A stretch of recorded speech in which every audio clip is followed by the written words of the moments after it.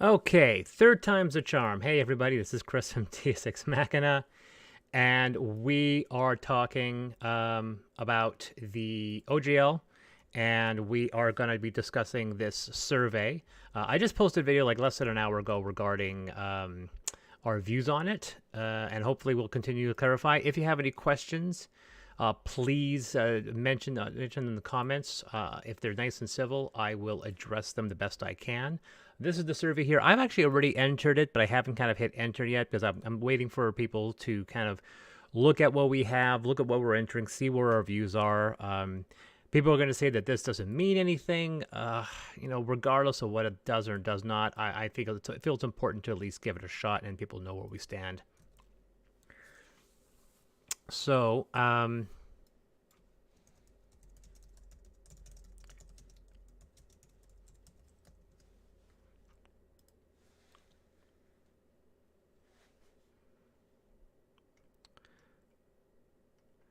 okay, so we've got a couple people kind of informing everyone that we're doing this, and we are going to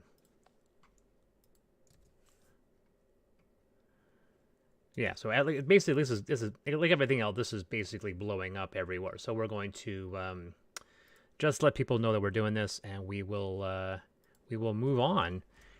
And for those people that are joining us, hello and thank you for joining us. It's like hello and thank you. Welcome to the. Okay, so oh no, the OGL released. Yes. So this was the survey. Thank you for testing the survey. This will cover proposed 1.2 OGL and will also provide an opportunity to share generalized feedback. Okay. So the first question here is, now that you've read the proposed OGL 1.2, what are concerns and questions come into mind for you? Now, this is something that I've noticed that they are kind of repeating, like they want a generic kind of feedback, but then they kind of go into specifics, so you're going to end up having to repeat yourselves later, which I guess so. As a result, you may end up seeing me, unfortunately, repeating the same thing as I said earlier. And let's just see here. And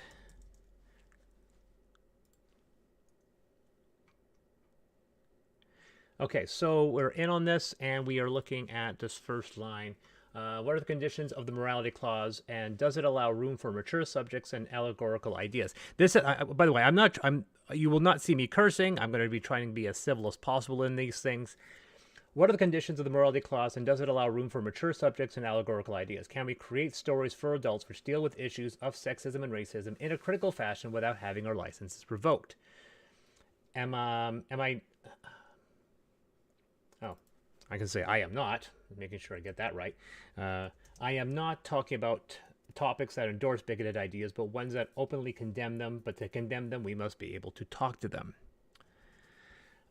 Additionally, why must there be clauses limiting our legal options if you violate the good faith ideals of this OGL? These include clauses preventing injunctions and clauses against class action lawsuits. Why include them unless you expect them to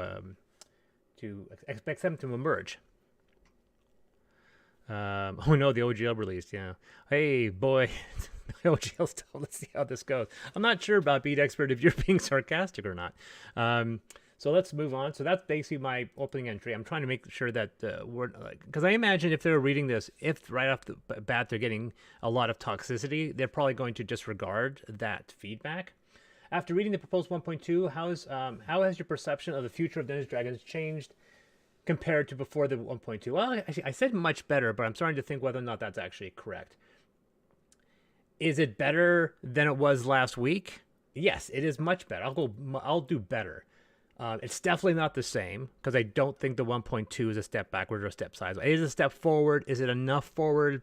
Probably not. So I'll say it's better. The next step here is, how would you rate your level of understanding and your level of satisfaction with the Creative Commons 4.0 International? This is something where I have to admit I'm not 100%. I mean, I've been reading about it, but I think that I need to read more and kind of understand the situation. I say I'm pretty much aware of it. Am I satisfied that they're putting stuff into the Creative Commons? And the answer is yes, absolutely. Now, people are going to say that there's no point in adding stuff that they don't have the rights to legally copyright. And I'm not going to comment on that because that's a lawyer thing, and there's probably going to be a huge legal fight over the next few months about whether or not Wizards of the Coast does actually own the mechanics of Dungeons and Dragons. So while I understand it and I am satisfied, I think it's a good faith option when they are saying, look, we're going to add these for Creative Commons, and my expectation that potentially more needs to be added to the Creative Commons rather than what they have already mentioned that they're adding. I believe a video needs to be released that goes into extreme detail on what is being added and what it means. And I think, because there have been people saying, have stated what is being on this Creative Commons license. And they say it's the generic stuff, but it's not the classes, it's not the races, and so forth. It's all just the basic mechanics, which is kind of useful, but they could probably do more, to be perfectly honest.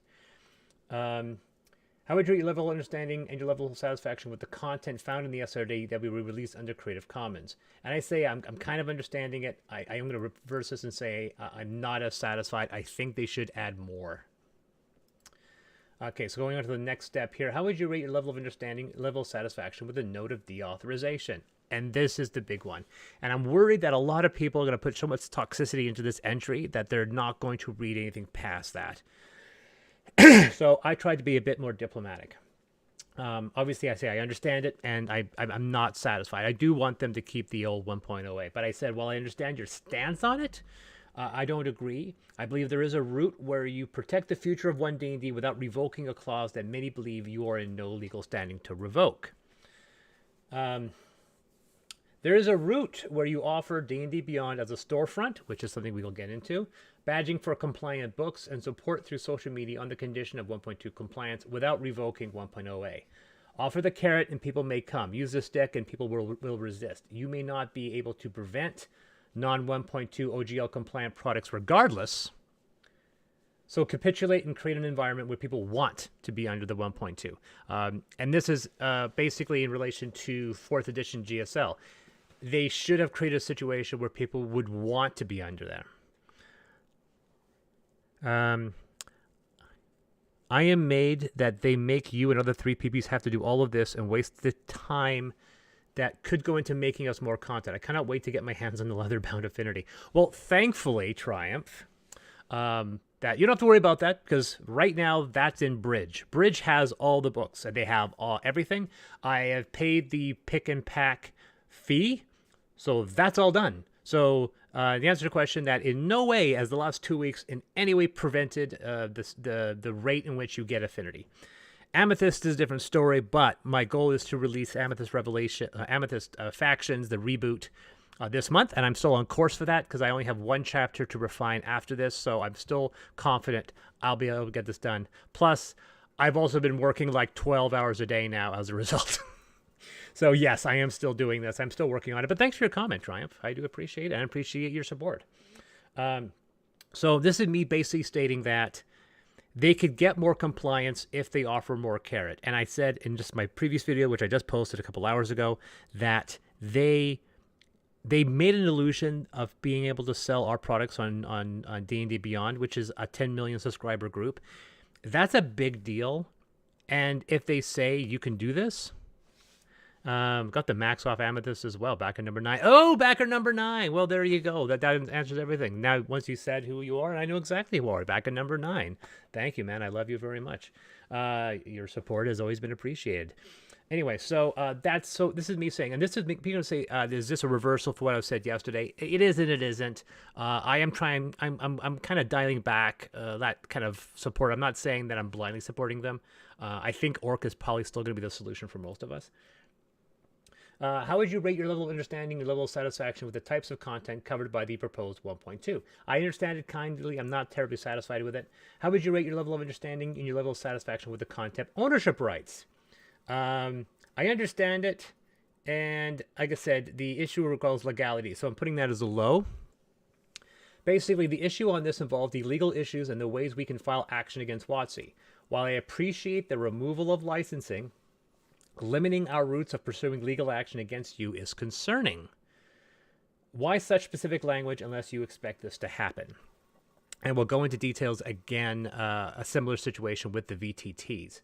But yes, the fact that they say if we file a lawsuit, we can't file an injunction if we're part of the licensee is oddly specific.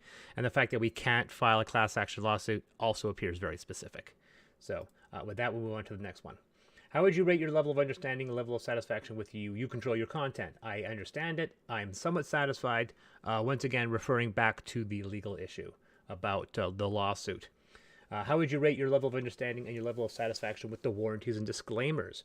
I would say I don't fully understand it because the disclaimer has the morality clause as part of it, and I'm not terribly satisfied. How would you rate your level of understanding and level of satisfaction with the modification of termination? I get it. I don't like the idea of termination clauses in general, but I understand. So, as before, what are the conditions of the morality clause? And this is basically a copy-paste from before. For those people who are new here, I'll say, what are the conditions of the morality clause, and does it allow room for mature subjects and allegorical ideas? Can we create stories for adults which deal with issues of sexism and racism in a critical fashion without having our license revoked? This is a big one for me. This does involve Heavenfall. Heavenfall is a religious issue as well. Sexism, racism, I'll even add that. Sexism, and I'll even add religion, and racism in a critical fashion without having our license revoked. And change that again. I said I am not talking about topics that endorse bigoted ideas, but ones where we openly condemn them. But to condemn them, we must be able to talk about them. But yes, I understand what they're doing, but I'm worried. And this is what I said earlier in my video. I was part of the Dice Tower, and I departed from the Dice Tower. I can say I was about to leave, and then they fired me. And the reason had to deal with my content. And the belief was that all videos in the Dice Tower had to be able to be watched by a 5-year-old. That was it. So I could not say, I couldn't say darn. I couldn't say heck, not less or hell or damn. And I couldn't even bleep myself. I couldn't put a bleep in to cover a curse. Even that was not allowed. And so it was a very difficult and stifling system. And I was going to be leaving after my Robotech video, and I ended up getting kicked off anyway. And that's my worry. And the people have stated is that the morality changes depending on which country you're in. And I didn't really think about this, and this is actually a really, really good point. And now people are going to say that it's based off of where the base of operations is, which is Washington State in the United States. So they can't say we're not going to allow homosexuality in our game because homosexuality is illegal in Iran.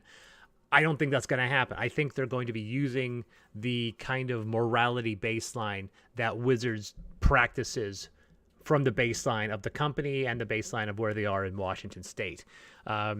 So that's where I think their line is. Now, that is, admit it, arbitrary, but what I need to know is exactly where that line is. If they say it has to be all PG, and we're not going to allow anything that's PG-13 using a film rating, that's not acceptable. If they say we allow R, but you still can't step on these paths, that can allow people like me to create provocative content. That's a good word of using. Provocative content. Being able to make provocative content without having a license. And Amethyst is designed and written to be provocative. Heavenfall, once it gets off the ground, is going to be heavily provocative. And I don't know about that because they're probably dealing with racism, being exclusive and so forth. But we don't really talk about religion that much because D&D has always been pro-religion because gods have always been defined as actually existing in the worlds of Dungeons & Dragons. And in our design workshop that we're doing every week, one of the things that we all kind of agreed on was that we were making the setting agnostic by taking religion and the proof of gods out of the mechanics. That's a way of respecting people with religious beliefs as well as respecting people who don't have them. So if they say you can't slag off modern religions, you can't discuss them, you can't be critical of organized religion, that's a non-starter because Amethyst deals with that. Affinity deals with that. And Heavenfall will be doing that heavily because Heavenfall it does take a lot of direct quotes from Old Testament. One of the things that we were talking about is having biblically accurate angels and creating a cosmic horror story where instead of the cosmic horror being revolting, being the cosmic horror being beautiful, having a type of multi-dimensional being that is so beautiful it drives you to insanity, stuff like that. And I don't know whether or not I can do that because I'm directly going on to dealing with New Testament and Old Testament documents, and that will upset people of a religious belief system. And will that get cut if they say you can't publish that under the 1.2, which then makes it a non-starter? How would you rate your level of understanding, your level of satisfaction with the virtual tabletop policy? This is a big one, and I want to put the thanks to a few people on to Save D&D and so forth, some other groups that helped me with this wording. Obviously, I don't run a VTT, so I am writing this on behalf of VTTs I support, like Fantasy Grounds, Foundry, and Roll20. While I don't operate a VTT, the language appears very specific in that you are detailing how good VTTs can be compared to the D&D expected competition. What defines animation? What defines a visual effect? This entry is far too vague. And that's what I said when I was looking at the OGL yesterday. The OGL, the 1.2, is very legal, very, very technical with a lot of unnecessary words. And that's a, and actually, Triumph and Blender. Why can't we let people control what they want to buy and use at their table? What happened to freedom of speech? That's a very, very good point. This is kind of what I'm talking about. That why does Wizards care? If they want to publish their own books and let that be open and inclusive, that's their prerogative, that they control those books. They can control what their writing is. The irony, of course, is that they also put out Spelljammer, which was incredibly controversial because of some horrific stuff they put in. So it's interesting that the left hand didn't know what the right hand was doing, and they're trying to, quote unquote, do better. What they are dealing with, I don't think they're dealing with stuff personally. That's what I'm concerned about. I want them to define it. I want them to say, no, stuff like Amethyst and Heavenfall are going to be protected. You're going to be fine. What we want to stop are the Ernie Gygaxes and the new TSRs. They want to stop books that are being made that are openly racist and bigoted. Now, my response to them is just let them do that crap, and people will support, and they'll get decided by capitalism. No one will buy their books, and then they will go under. And New TSR, they haven't even put out a product that people can buy. It's basically a sham. So why worry about them? If you want to create a situation where the 1.2 is locked off, and you want to curate what goes on there, that's their choice. But then they can let the 1.0A stuff off the side and go off in its own direction. Because if you make, if you say you can't write for 5th edition, well, maybe they'll write their bigoted content for an original system. They're still going to be able to publish these books, regardless of what WotC does. Maybe I don't understand how protective they are about their IP, but I think that they're trying to move forward. And I don't understand why they have to go in that direction and burn their bridges on that. I guess they are going to ride that train that D&D is WotC, so that someone else puts out for D&D is seen as WotC. That was the thing I brought up in my previous video, Triumph and Blender. The fact that they're looking at, so that something like Ultramodern is, even though it's not a D&D and it doesn't have a D&D logo, it says 5e. And because it's 5e, because it's under 5e, they're assuming people will associate that with D&D. And I think that's not, I can see why they would think that. I don't think it's correct, especially, I can see their point, but from a legal standing, I don't think they have the right to do that, because someone will simply say, I'm an unauthorized 5e book, and what can they do? Yes, great point. People will hush them. It won't make WotC look good to gatekeep. Actually, it makes you look worse. I understand that they're trying to create an inclusive group, and I am trying to encourage that with my writing. And if you've read my work, you know where my political standings are. But it's one thing to say, we're going to let you into this circle, and there's a difference in saying, we're not going to let this person in our circle. And I'm a person that says, like, we're going to make this a welcoming space. But because the thing is, and this comes into the Twitter issue. Because Twitter is coming in a situation where they let everybody run rampant, and it's turning very, very toxic. And that creates this situation where maybe we need to create limitations. But WotC is not Twitter. They're not running a social media platform, right? Basically, it's almost like they've created the operating system. It's almost like it'd be like Microsoft saying that you can't have toxic or bigoted material on your computer because they run the operating system. I'm not sure if that's a good allegory. Maybe you guys can tell me if that's a good allegory. Because it's not like, this would be like if we're publishing stuff for WotC, they can tell us, no, you're not allowed to publish that under Wizards of the Coast because it's bigoted. But if I go off and I publish it on my own, that's 5e compatible. It's not really connected to WotC. So how is it affecting them?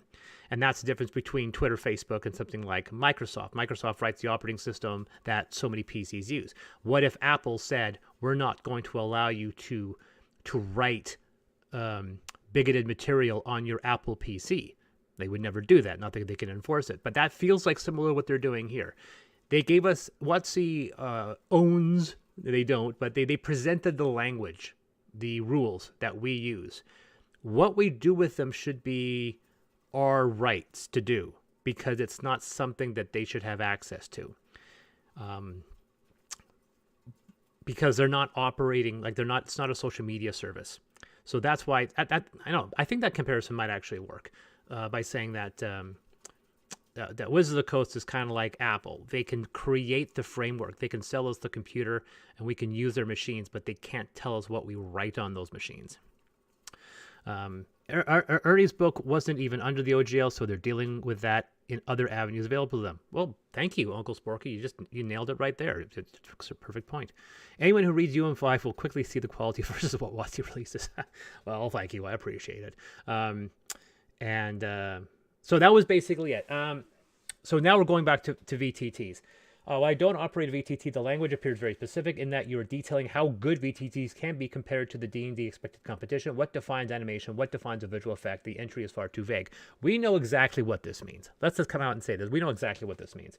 Additionally, unlike the rest of the OGL, the VTT policy appears to be written so specifically to target competition and stifle competition.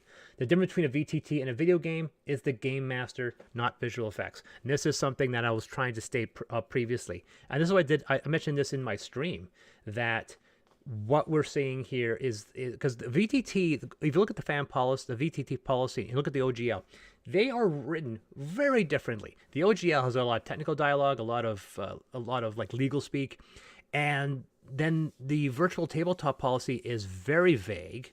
It's very loosey-goosey. It deals with ideas and concepts rather than specifics.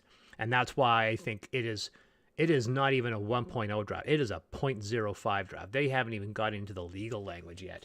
But they're saying that if you're trying to recreate a tabletop, you're fine. But you can't include visual effects like magic missiles firing or spells being cooked off. And that seems to be very specific. They're saying that's part of a video game. Now, that's very ignorant on Wizards of the Coast's part. They're basically stating what a video game is. It's kind of like when people define what is art. This is art. This is not art. And I've gone into the huge details of those conversations. But we're looking at it in here. They're basically trying to determine what is a video game and what is not a video game. And for me, we have this gray zone right now, and this gray zone is their definition of what a video game is. And video games are like, they have cooperative, competitive. You have one versus all video games now, like with Freddy vs. Jason. There was that Evolve game a few years ago where it was one versus five groups. And there are board games and other video games that kind of blur the line. But D&D is something very specific in that one person's creating the game using that architecture, and then two or more players are playing that game against that person. So you're dealing with this engine that one person is running, or one or more people are running, and other people are playing. That's what a role-playing game is to me. A video game is when you're playing within the confines of a computer system and an operating system. You're playing, even if you're a 10 versus 10, it's still a video game. And I think that the inclusion of a dungeon master / game master is what defines it. I don't think it's this arbitrary thing that the moment you cast there's a visual effect of a spell, it becomes a video game. That's incredibly arbitrary. That's WotC defining on their own. VTT is basically just an MMORPG. Well, in a way it is, but in a way it that's the thing. That's the argument that they're trying to state, that if you apply visual effects to a game, it becomes an MMORPG. And I think that's them once again trying to define what a video game is. And I don't think WotC has the right to say that. They're trying to say that if you want to make stuff for this, we are going to define it. And we say it's a video game if you have visual effects. The problem is that we know that Wizards is doing exactly that. They are doing exactly that. They are creating a virtual tabletop that's using the Unreal Engine, that's going to have visual effects. It's going to probably have minis walking, visual effects of casting spells. They are saying you can't have it because we're going to do it. So it's not like we're saying no one can use it, not even us. They're saying you can't have it because we want to own that. And that's not a fair use policy. Uncle Spooky, this let's do with the OGL, but if WotC achieves their glorious future of fully integrated VTT with a captive audience, I expect them to absolutely ban players and entire campaigns over speech. Yeah, that's potential. I mean, they actually could extend that. They could say that not only can you not publish this game, but you can't run these games on our platform. Well, we already know that the official D&D Wizards of the Coast platform is probably not going to allow homebrew content. That's where Roll20 Foundry is going to come into play. I get what you're saying about the DM being what makes a tabletop RPG different than a linear video game, but that's what they want to corner it because DM AI. Okay, so we have a lot of confirmation now that the DM AI is not actually true. There is no DM AI that's going to go into Wizards virtual tabletop. That was something else for a separate video game production. That's been, I think, confirmed even by the people who leaked it. That being said, I do believe that the Wizard of the Coast VTT is going to have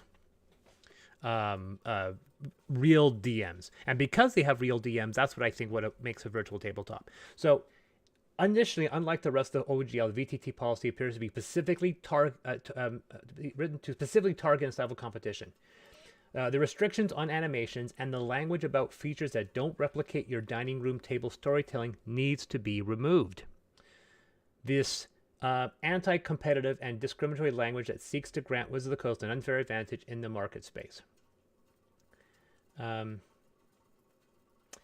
so, just officially, I did not write this part. Someone else wrote it, and I thought it was a good idea, so I copy-pasted it. Okay, good to know. I was like, well, there goes my job as an all-time DM. I've been a DM for 30 years. I wish I could get paid for it. Moving on to the next one. Have you used OGL 1.0 previously? Of course, the answer is yes. Do you want to create third-party content for Dungeons & Dragons in the future? I'll say yes. Actually, no, I'll put it as maybe, because once again, that's going to depend on whether or not they actually improve and change their... Would you be comfortable releasing tabletop RPG content under the proposed 1.2 as written? I'm not sure. And that's where my official stance. I said in my video yesterday that we were. I've changed that to I'm not sure. Potentially some projects, but certainly not all, and certainly not any with included settings. That's my official stance. Compared to the OGL 1.0A, do you feel that you would be able to continue developing content the same way under the proposed 1.2? The answer is no. There's no way around the fact that 1.2 is more limiting than 1.0a. The morality clause is currently too vague for us to risk producing content for the new OGL. Okay. Sorry. How would you rate your interest in using content creator badges as part of your third-party works? This is specific. I said yes. I like the idea of content creator badges. My issue is that they've always been very vague since the 4th edition GSL. I believe this is good, but one closer to the one employed in the 4th edition GSL would be better. If the 1.2 is going to be this limiting, we also need clarification if these books can be published under D&D Beyond and what the profit sharing will be if so. I think this is an important one. I think this is really important that, because they said in passing about publishing content under D&D Beyond. I want to know exactly what that means. That is the make or break. If they say you can, but it's an 80-20, we get 80%, you get 20, I could say, well, no, we're not going to bother, so there's no point. The whole reason of us going 1.2, if we were to do it, is that if we can publish under D&D Beyond. That's the only reasoning to do that. So the creator badge is kind of simple right now. All it is basically just creator and the D&D ampersand, which doesn't, in my opinion, properly communicate. And I think that if they're going to go this route and they're going to have this 1.2 this stifling, they should make that beautiful. They should make it D&D. They should say D&D with the D&D logo, with the D&D, the ampersand, and the D, and say unofficial product. And that would be wonderful. Because remember, the 4th edition GSL said, this is compatible with the 4th edition of Dungeons and Dragons. It was a wonderful little plaque about this big that got in the back of your book. That's worth its weight in gold. That was one of the biggest reasons why we signed on to GSL. And right now, the content badges, it's okay, but it's so kind of basic and small that I don't think it's actually going to have an effect. I don't think people are going to care if they see it or not. You can save your answers and come back. Okay, this is the final one. I said, unlike many other comments you will receive, I want the best for this entire industry, and I believe that there is a route where WotC and third-party publishers can come to an understanding. It will be a long road, but it can happen. We signed on to the GSL in 2008, a contract that never resulted in WotC stealing our IP or canceling our license or stopping us from publishing for other systems. I think this 1.2 is a huge step forward against what so many people claim is a step sideways. Should you take more steps? Yes, I'm going to say, and please do. And this is the thing, and this is the part that's getting some people upset with me, is because I'm trying to throw an olive branch, because they're human beings there. Yeah, I think that there is a lot of legal pressure coming from Hasbro, but I think there are some people whose heart's in the right place at Wizard. I don't believe that they're all basically the devil. So I don't want them to think that I'm never going to capitulate to anything. I believe that there is room for some understanding. I want some positivity. I don't want this dialogue between us and them to be toxic anymore. Unless they go back, in which case all bets are off. If they suddenly regress and they take steps backward, then I guess we're back into the fight. So that's where I'm going to end it there. So, and I've also stated that I don't agree with the toxic behavior and this belief that if you're a third-party company, you have to be wholly against WotC or you're our enemy.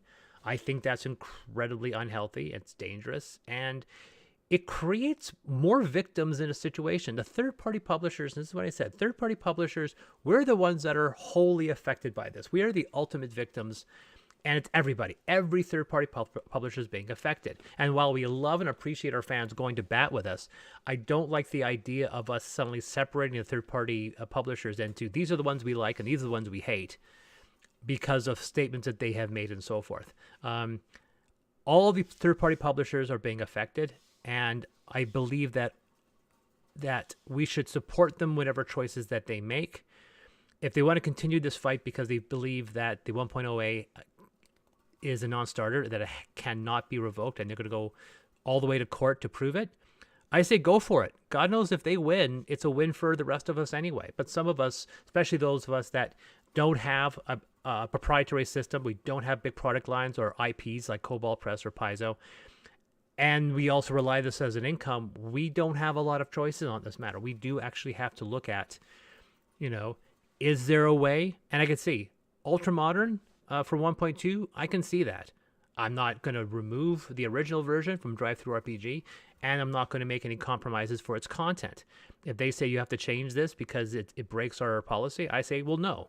It goes in verbatim or it doesn't go in at all.